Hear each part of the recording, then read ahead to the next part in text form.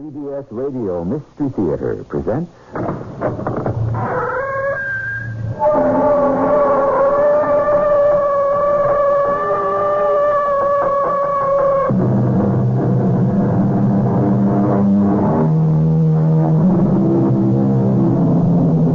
Come in.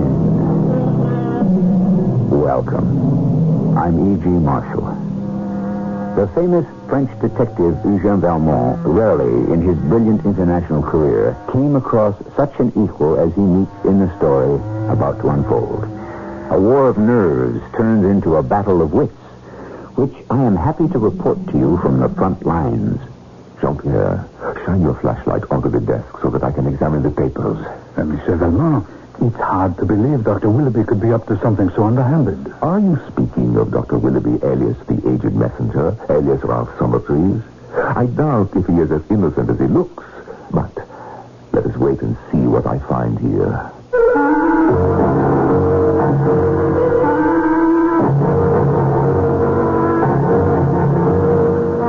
Our mystery drama, adapted from the classic story by Robert Farr, has been dramatized especially for the Mystery Theater by Gerald Keane and stars Norman Rose.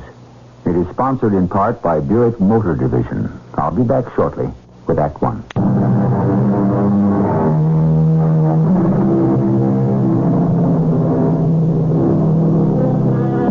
We are in England, the late 1800s.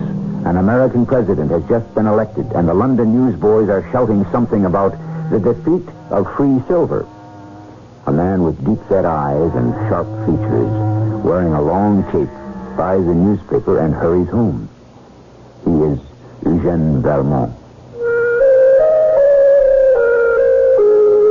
I simply could not find a cab in the fog, so I walked all the way to my flat. After dinner, I opened the paper and sat before the fire. The eloquent Mr. Bryan had been defeated in the election. I was sorry to read that. A man with such a gift of words. Come in, Jean-Pierre. What is it? Monsieur Valmont, Inspector Spencer Hale is here to see you. At this hour? Or show him in, then. Oui, monsieur. Glad to find you, Valmont. Mind if I shut the door? Of course. It is only the barbaric Americans who leave all the doors in their houses open. But since you make a point of asking, Inspector, I presume you have something of a very confidential nature to discuss. I would say so. A totally unnecessary precaution. My man, Jean-Pierre, is also my assistant.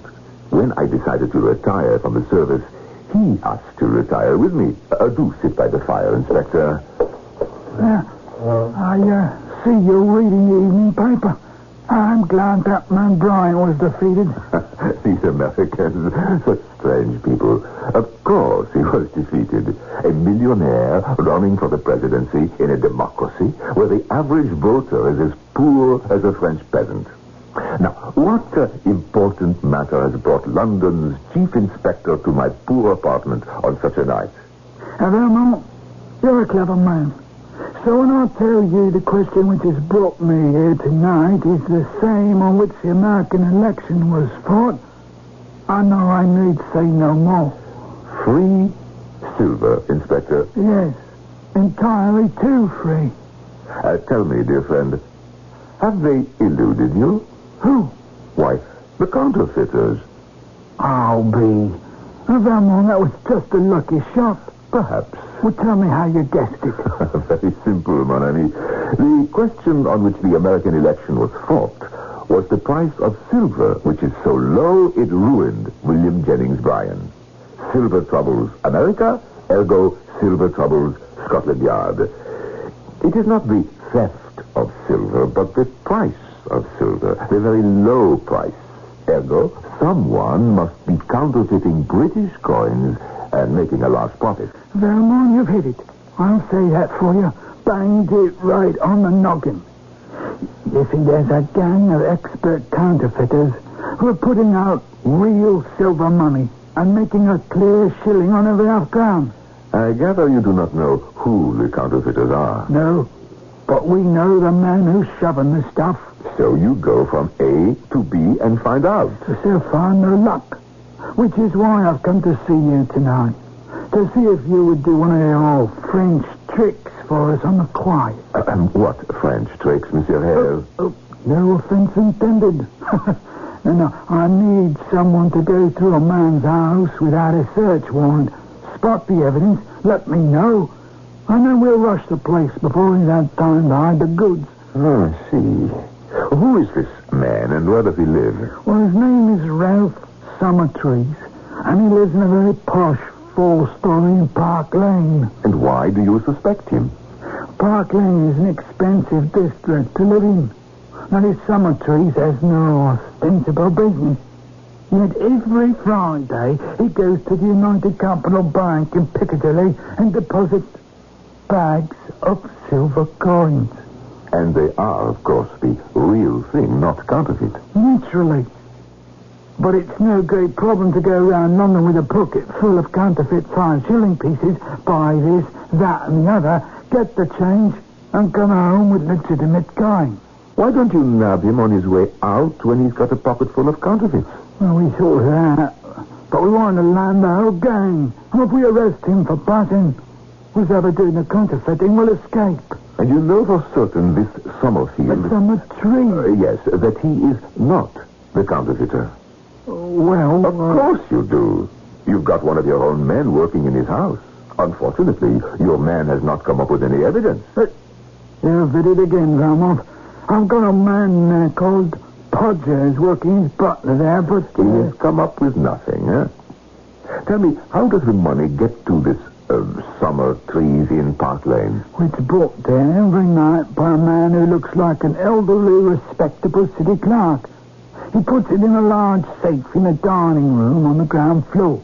Have you had the clerk followed? Oh, certainly. Oh, what do you take us for? Now, according to Podgers, he sleeps every night in the Park Lane house, and in the morning goes to an antique shop in Tottenham Court Road, spends the day there, and every evening returns to Park Lane with a bag of money. And you would rather not arrest and question him either? Well, for the same reason. He's merely a messenger. What good will it do to put the go-betweens in the clink, letting the real criminals escape? Nothing suspicious about the antique shop? And nothing that we can discover. Then let us see what I can discover. Do you happen to have a counterfeit 5-shilling piece on you? Yes, I do. Good, give it to me. I may be able to put it to good use. Oh, my. It certainly is a faithful reproduction. Using pure silver, these counterfeiters can make a 5-shilling piece for practically nothing. I mean, the actual silver is worth no more than 6 pence. Fancy that. Now, to get back to your suspect, Summerleaf... That man is Summertrees. Yes, of course, that's what I meant. But does he have any women servants in his house? No, all men. A butler, a valet, and a French cook. Oh, no, a French cook. This case begins to interest me. Real French cooking. You know, I might take your man Podger's place and play the butler, since I gather he has not discovered anything. Oh, he's done a good job. Everything a man can do. Naturally, he doesn't have your experience. Now, what does this Summerfield do all day? Well, Podger thinks he's a writer. Locks himself up from morning till evening in study. Doesn't he come out for lunch? And now he has a hot plate in his study, makes his own coffee, has a little pantry, and has a sandwich. Pretty frugal fare for Park Lane. Oh, he makes up for in the evening when he has a long dinner with all those foreign dishes your people eat done up by his French cook. Sensible man. I must tell you, Inspector, my opinion of your suspect has been gradually rising, and at the same time, my estimate of your Podger has been steadily declining. However, bring the man here tomorrow, and I will ask him a few questions.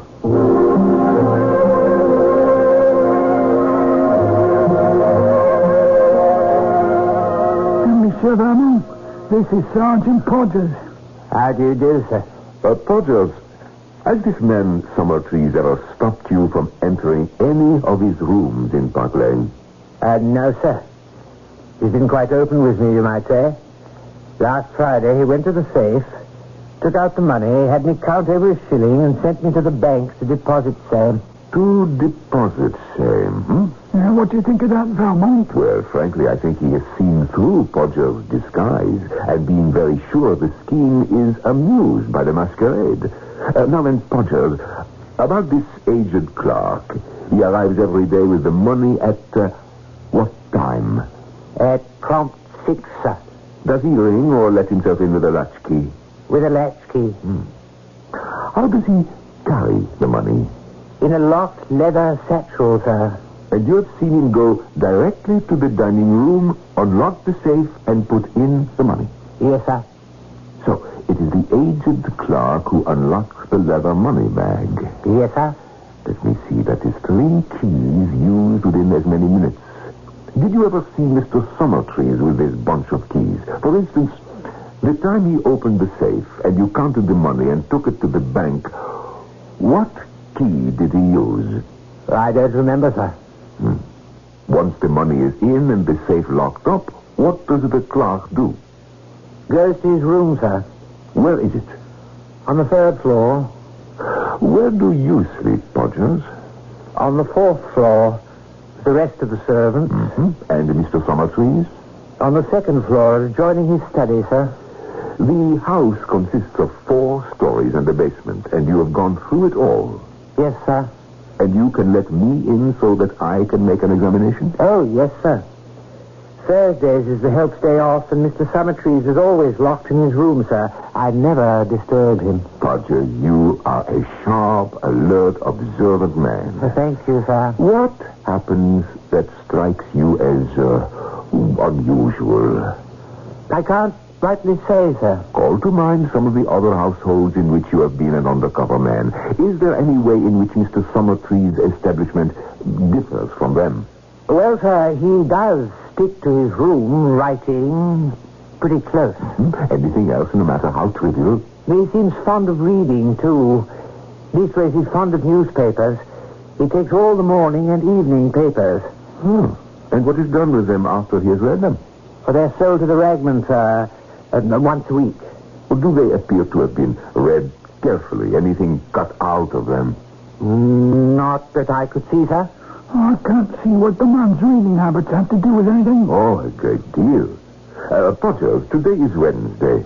Tomorrow morning I would like you to bring here to my assistant, Jean-Pierre, whatever newspapers you have gathered this week to be sold. Valmont, what's all this mystery about the newspapers? Mystery? Au contraire, Inspector. I would say the entire case is perfectly plain. What's perfectly plain? Your suspect, Summertrees, is not a counterfeiter. Nor is he in any way connected with counterfeiters. What is he then? Something far more interesting. And that is what I plan to find out. As the great Sherlock Holmes would say, hello, what have we here? Obviously, his French counterpart, Eugène Valmont, has an unusual analytical mind. I'll admit to you he's several steps ahead of me. Where those steps lead, I hope we shall discover when I return shortly with Act 2.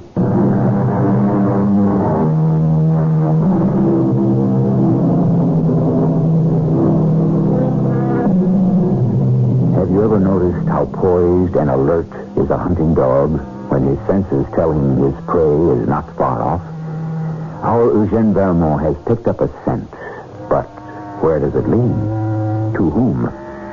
A fox? A wolf? Perhaps a man disguised in sheep's clothing? The following day, our French detective arrives at the Park Lane house. Policeman Podgers leads him to the 3rd floor. And this, I take it, is the room where the aged clerk who delivers the money spends his evenings. And nights. Yes, sir. I advised you to come here today, Monsieur Valmont, because I accidentally opened the study of Mr. Summertrees, and he's not there. I'm sure he'll be out for quite a few hours. Ah, good. Now, to make a thorough search. What are you looking for, sir?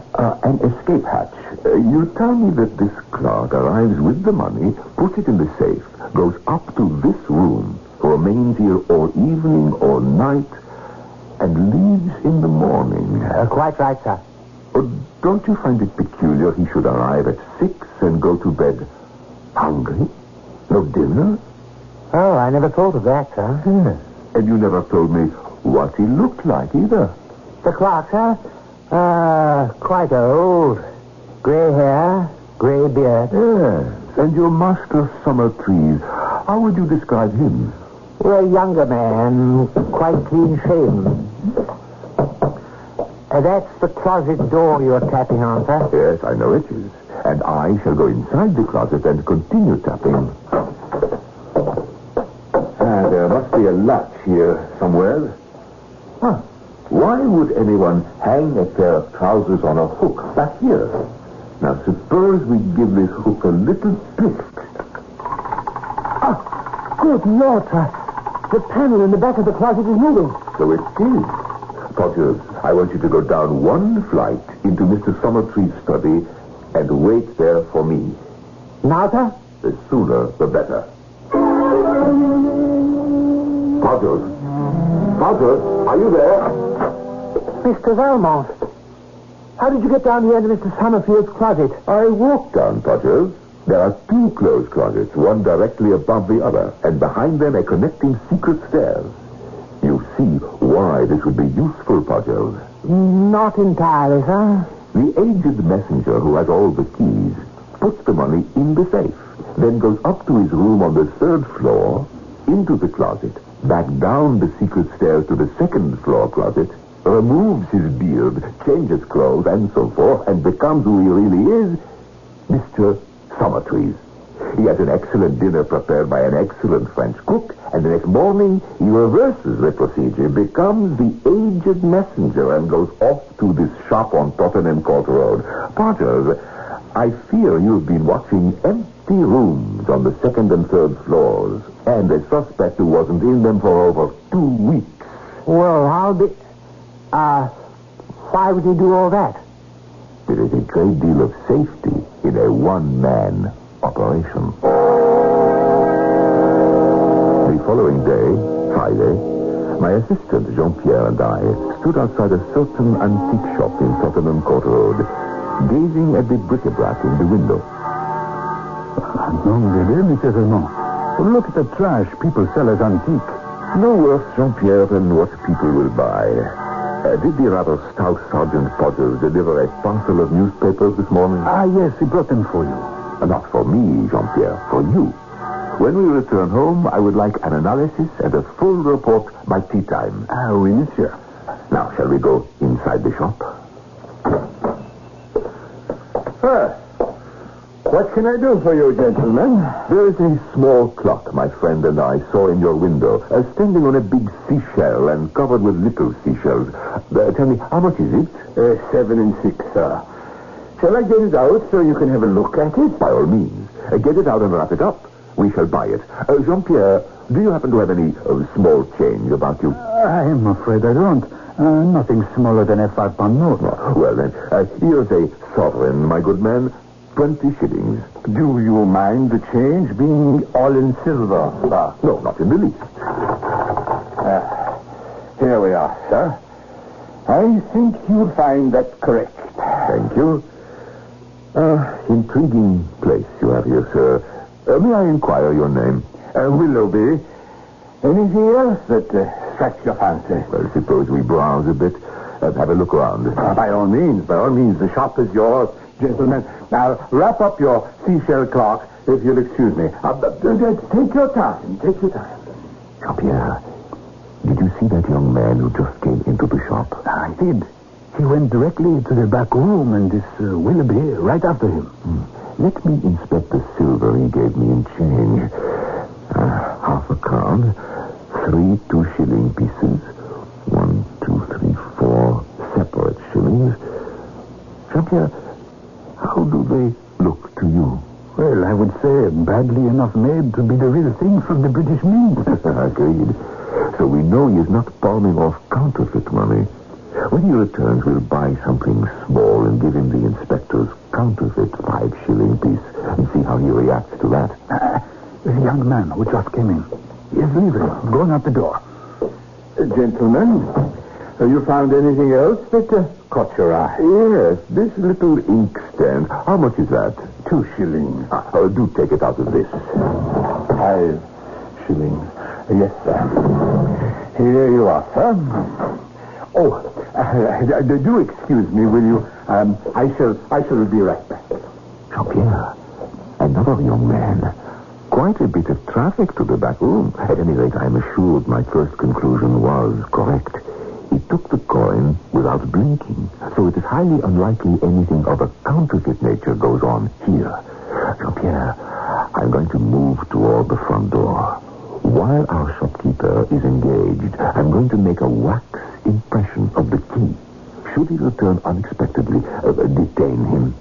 Over by the door is a pile of what looks like pamphlets ready to be mailed. I think I'll help myself to one. Did you make the key impression? I did. Did you secure the pamphlet? I did. I can see through that back door. The young man is getting up to leave, Mr. Willoughby. A good time for us to go also. You have the purchases.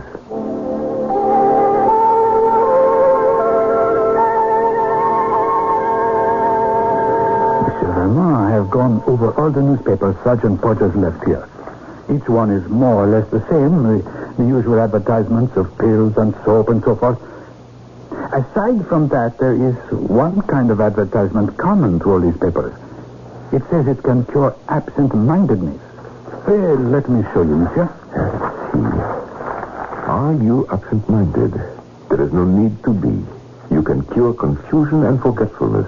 Apply by mail for our template. List your personal hobby. No fee, no treatment, no risk. You lose nothing. You may gain peace of mind. Dr. Stanford Willoughby, 1414 Tottenham Court Road, London, WC1. This is one of his pamphlets I picked up at the shop. At the back it says, Dr. Willoughby will neither see patients nor correspond personally. Read and learn. You need not be absent-minded. The good doctor has just secured another patient. I shall write to him that I am very absent-minded, that my hobby is what shall I say, Jean-Pierre? Collecting rare books. Excellent, rare first editions, and I sign my name. What was the name that we used on the Milburn murder case? Alport Webster, sir. You were Alport Webster. You still have the calling card with that name on it to slip onto my mailbox downstairs? I'll attend to it. There was something else I had on my mind to report to you. What would it be? The key. Did you give me the key? That's it, of course. Here it is. I finished an hour ago from your wax impression. Now, let me see. Alport Webster, card on mailbox, letter to Willoughby, key to shop. Oh, what have I forgotten? The rum in the tea. I forgot that. You know, Jean, it occurs to me we are both getting a bit forgetful. Perhaps Dr. Willoughby will teach us more than we hoped for.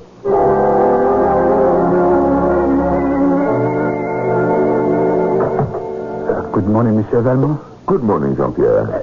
There is a Mr. Angus McPherson outside. He's come to see a Mr. Alport Webster. Here. There is his card. So soon, Mr. Webster has a visitor. Jean-Pierre, show the gentleman in. You may come in, sir. Mr. Webster, how kind of you to receive me.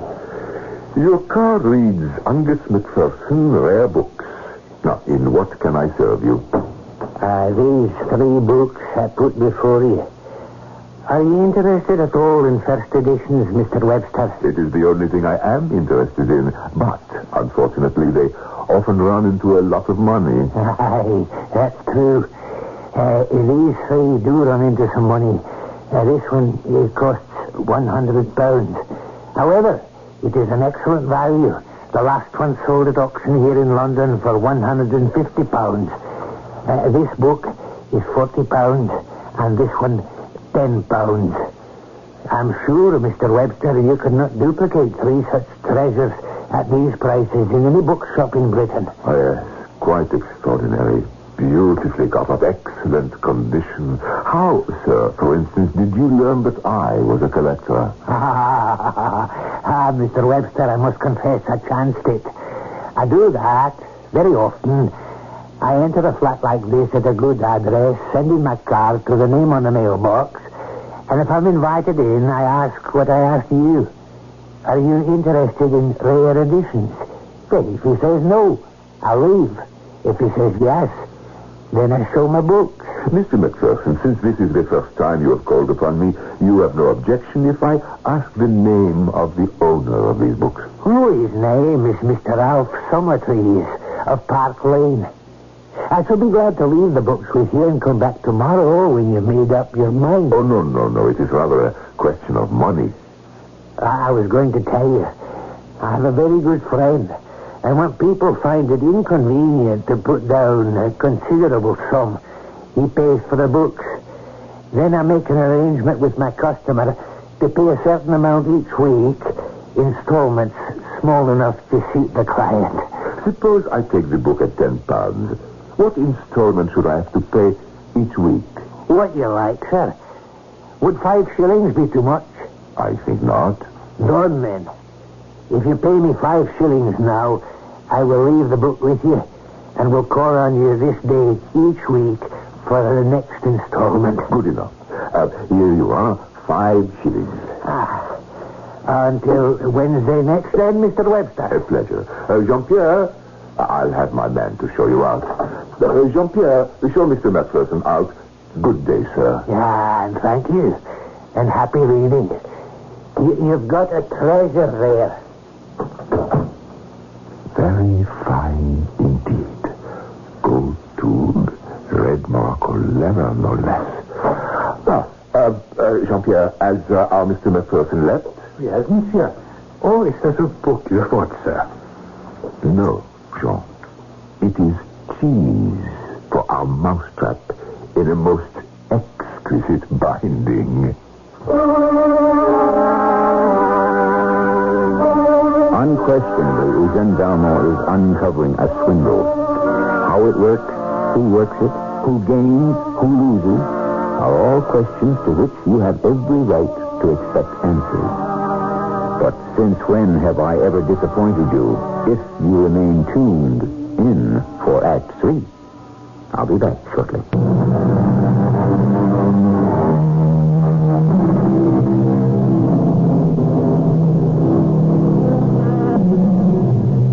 Some people live by bending the golden rule. Others would melt it down if they could.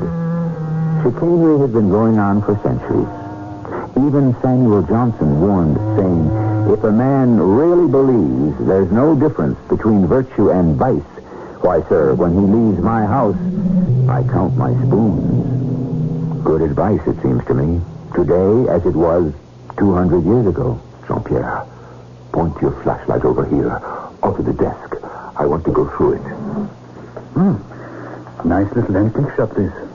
So innocent with its seashell clocks, it's hard to believe Dr. Willoughby could be up to anything underhanded. Dr. Willoughby, alias the aged messenger clerk, alias our Summerfleet.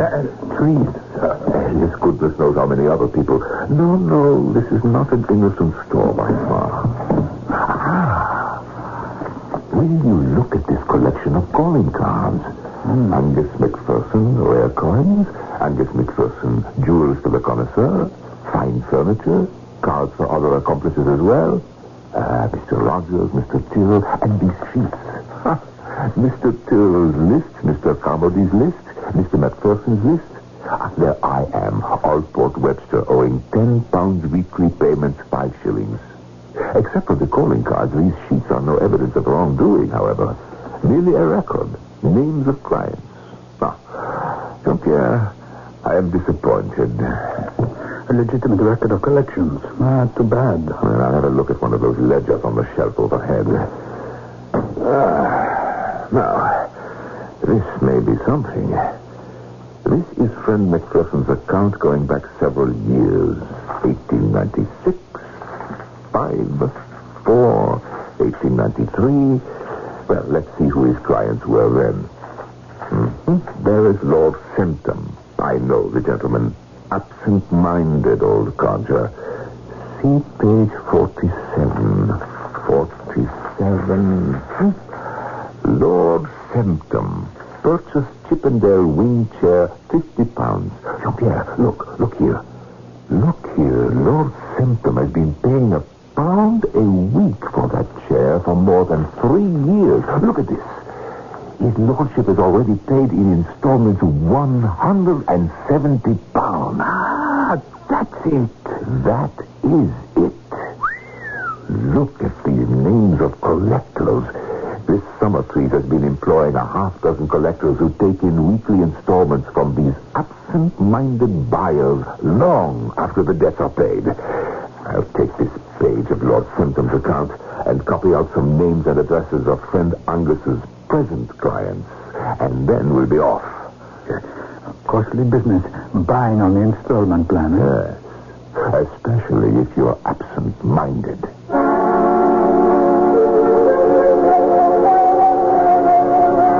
Vermont, I got your message. Why are we meeting here in Trafalgar Square? If one has secrets to divulge, the most public place is the most private. That's what we were taught in the Paris Sûreté. Well, so what is it? You say you already have evidence against the man. Evidence absolute and complete. Well, then who are the counterfeiters? My dear Hale, I have told you since the beginning that Summertrees was neither a counterfeiter nor a confederate. But I believe I have evidence sufficient to convict him of quite another offense, which is probably unique in the annals of crime. Inspector, I would like you to come by to my flat next Wednesday at about 5:45, prepared to make an arrest.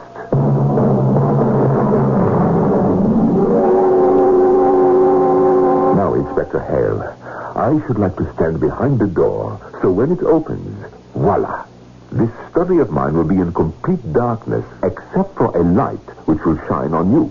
Oh, bit like theater, what?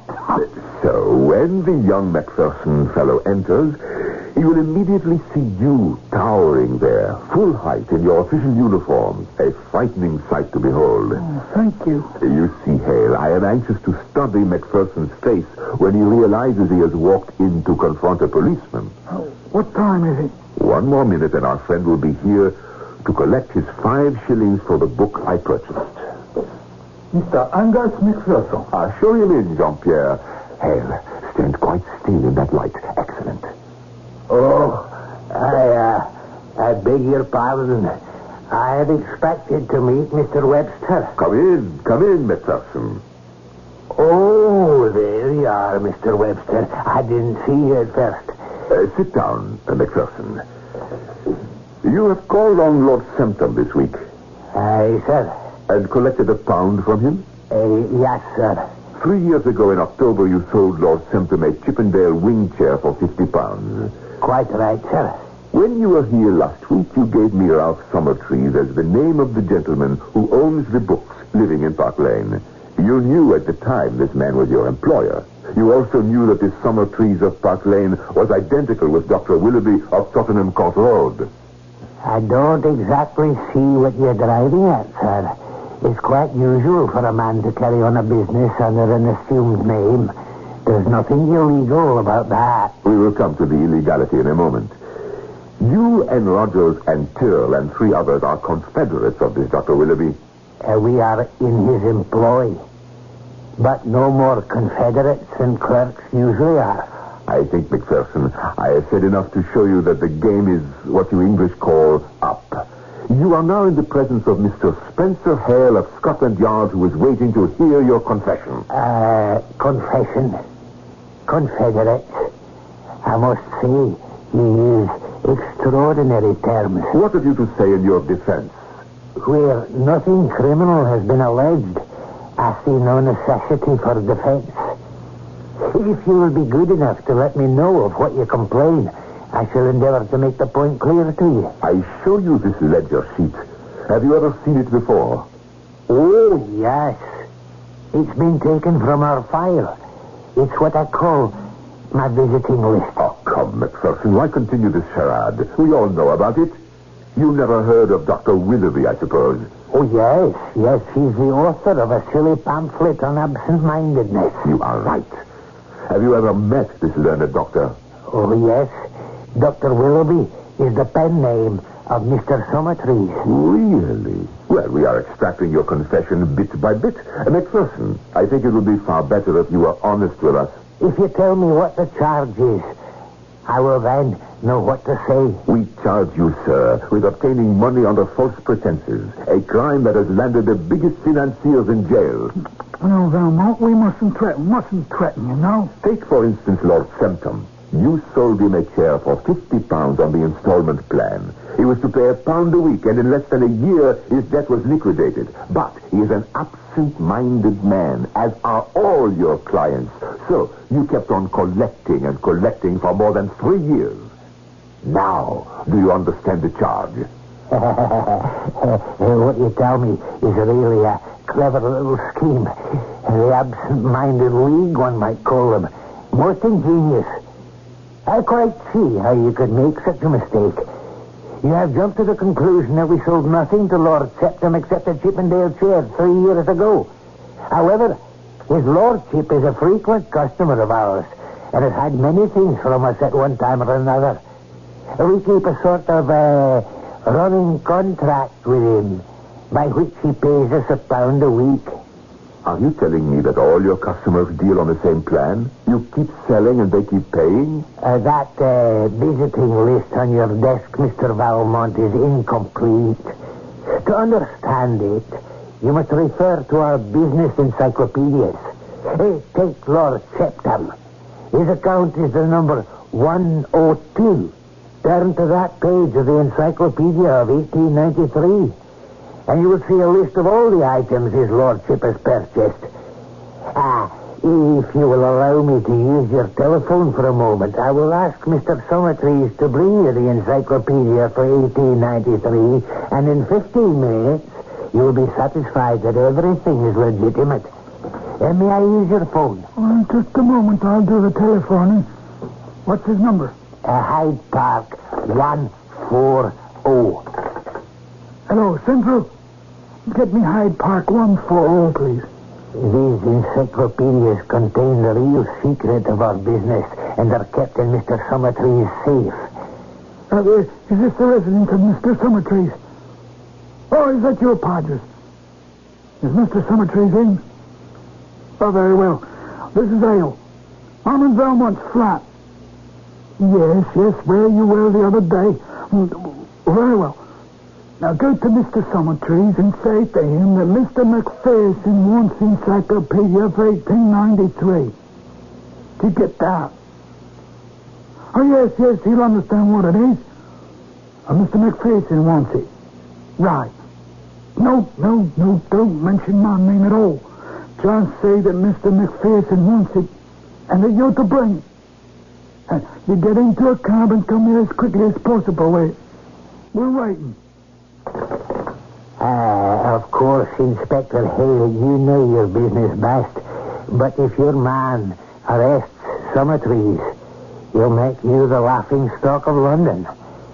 Now, while we're waiting, Monsieur Valmont, may I remind you owe me 5 shillings this week's installment. Of course. Here you are. Are you connected with Scotland Yard, Monsieur Valmont? No, not at all.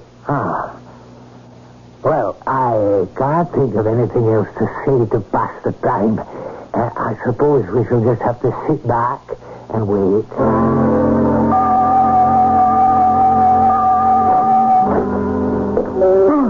Podgers, give me the book. Let's see. The Encyclopedia of Sport, 1893. What sort of joke is this, McPherson? Oh, no. I might have known this would happen.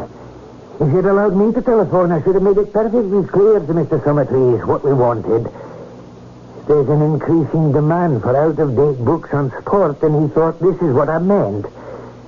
There's nothing for it but to send your man back to Park Lane and tell Mr. Summertrees we wanted the lot volume of accounts of 1893.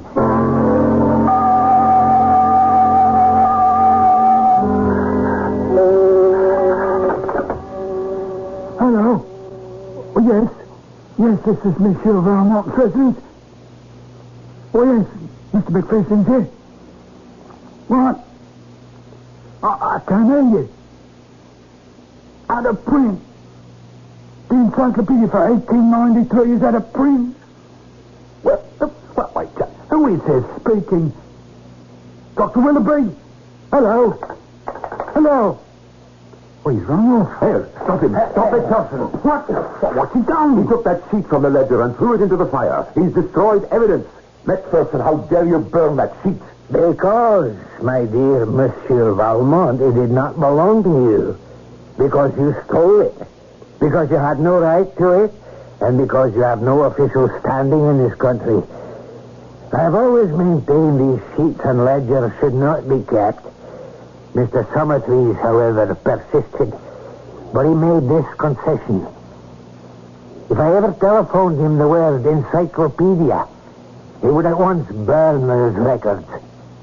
When done, he was to telephone back to me the words, "The encyclopedia is out of print." Now, gentlemen, either put me formally under arrest or see me to the door. This farce is now over. A very good evening to you, Inspector Hale, and a good evening to you, Monsieur Eugene Valmont. I shall give myself the pleasure of calling next Wednesday at 6 for my 5 shillings.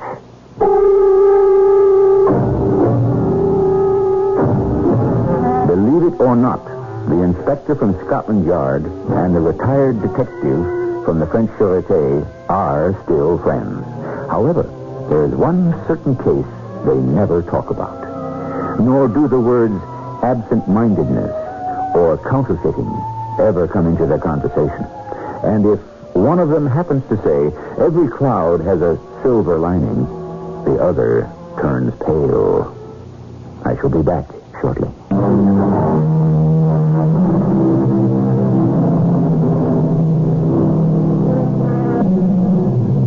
In the world of the wicked, a certain kind of swindle is regarded as a very great act, the one that's foolproof. And the greatest artist is the one who takes the least risks. I dare say among the hundreds of tales of rogues and knaves I brought you on the Mystery Theater, this is the first in which flim-flam flourishes. I hope it is the last. Our cast included Norman Rose, Robert Dryden, and Lloyd Battista. The entire production was under the direction of Hyman Brown. And now, a preview of our next tale. The spirit, having achieved the ultimate understanding, leaves the body and tries to become one with the universe. Leonard, I'm drowning. But the time is not yet, and so it must be born anew in another body. Leonard, is this you? Regis, I am finally free. I know at last. I know. The guru showed me who I am. Who are you? I have been born again, recreated. Although, realistically, I never died. Yeah? Once again, I walk the world. I think, I dream, I create. But who are you? That is, who do you think you are? Oh, I know who I am. Yeah? Yeah. I'm Leonardo da Vinci. This is E.G. Marshall inviting you to return to our Mystery Theater for another adventure in the macabre. Until next time, pleasant dreams.